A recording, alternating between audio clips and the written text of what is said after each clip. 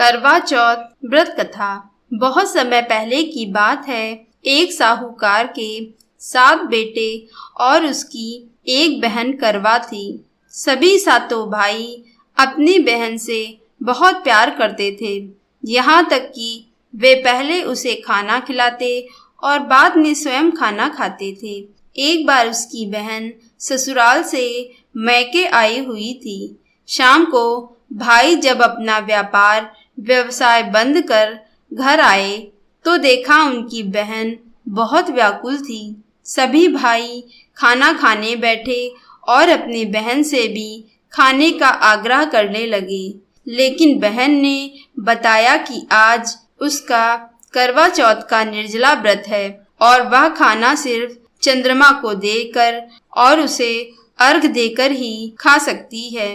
चूँकि चंद्रमा अभी तक नहीं निकला है, इसलिए वह भूख प्यास से व्याकुल हो उठी है। सबसे छोटे भाई को अपनी बहन की हालत देखी नहीं जाती और वह दूर पीपल के पेड़ पर एक दीपक जलाकर चलने की ओट में रख देता है। दूर से देखने पर वह ऐसा प्रतीत होता कि जैसे चतुर्थी का चांद उदित हो रहा हो। इसके बाद भाई अपनी बहन को बताता है कि चांद निकल आया है, तुम उसे अर्घ देने के बाद भोजन कर सकती हो। बहन खुशी के मारे सीढ़ियों पर चढ़कर चांद को देखती है, उसे अर्घ देकर खाना खाने बैठ जाती है।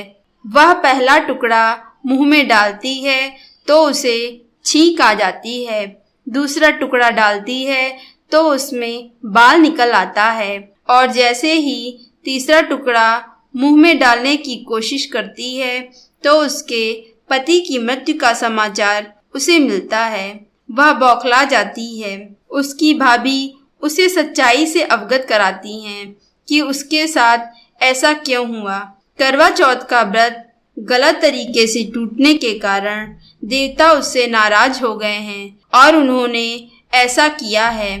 सच्चाई जानने के बाद करवा निश्चय करती है कि वह अपने पति का अंतिम संस्कार नहीं होने देगी और अपने सतीत्व से उन्हें पुनः जीवन दिलाकर रहेगी। वह पूरे 1 साल तक अपने पति के शव के पास बैठी रहती है, उसकी देखभाल करती है।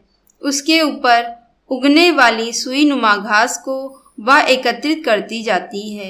1 साल बाद फिर करवा चौथ का दिन आता है। उसकी सभी भाभियां करवा चौथ का व्रत रखती हैं। जब भाभियां आशीर्वाद लेने आती हैं तो वह प्रत्येक भाभी से यम सुई ले लो, पिय सुई दे दो, मुझे अपनी जैसी सुहागिन बना दो, ऐसा आग्रह करती है। लेकिन हर बार भाभी उसे अगली भाभी से आग्रह करने का कहकर चली जाती हैं। इस प्रकार जब 6ठे नंबर की भाभी आती हैं तो करवा उससे भी यही बात दोहराती है। यह भाभी उसे बताती है कि चूंकि सबसे छोटे भाई की वजह से उसका व्रत टूटा था, अतः उसकी पत्नी में ही शक्ति है कि वह तुम्हारे पति को दोबारा जीवित कर सकती है। इसलिए जब वह आए तो तुम उसे पकड़ लेना। जब तक तुम्हारे पति को जिंदा ना कर दे उसे नहीं छोड़ना। ऐसा कहकर वह चली जाती है। सबसे अंत में छोटी भाभी आती है। करवा उनसे भी सुहागिन बनने का आग्रह करती है, लेकिन वह टाल मटोली करने लगती है। इसे देख करवा उन्हें जोर से पकड़ लेती है और अपने सुहाग को जिंदा करने के लिए कहती है। अंत में उसकी तपस्या को देख भाभी पसीज जाती हैं और अपनी छोटी उंगली को चीरकर उसमें से अमृत उसके पति के मुंह में डाल देती हैं। करवा का पति तुरंत श्री गणेश कहता हुआ उठ बैठता है। इस प्रकार प्रभु की कृपा से उसकी छोटी भाभी के माध्यम से करवा को अपना सुहाग वापस मिल जाता है। हे श्री गणेश, माँ गौरी, जिस प्रकार करवा को चिर सुहागन का वरदान आपसे मिला है, वैसा ही सब सुहागिनों को मिले। करवा चौथ की दूसरी कथा।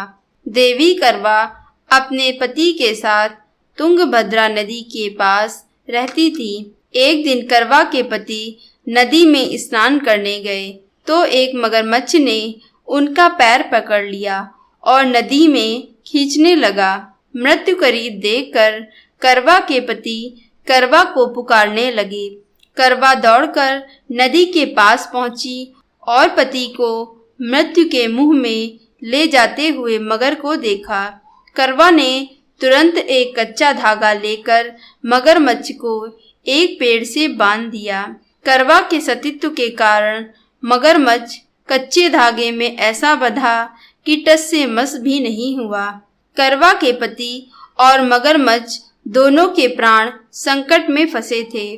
करवा ने यमराज को पुकारा और अपने पति को जीवन दान देने और मगरमच्छ को मृत्यु दंड देने के लिए कहा। यमराज ने कहा, मैं ऐसा नहीं कर सकता क्योंकि अभी मगरमच्छ की आयु शेष है और तुम्हारे पति की आयु पूरी हो चुकी है। क्रोधित होकर करवा ने यमराज से कहा, अगर आपने ऐसा नहीं किया तो मैं आपको शाप दूंगी। सती के शाप से भयभीत होकर यमराज ने तुरंत मगरमच्छ को यमलोक भेज दिया और करवा के पति को जीवन दान दिया। इसलिए करवा चौथ के व्रत में सुहागिन स्त्रियां करवा माता से प्रार्थना करती हैं कि हे करवा माता, जैसे आपने अपने पति को मृत्यु के मुंह से वापस निकाल लिया, वैसे ही मेरे सुहाग की भी रक्षा करना।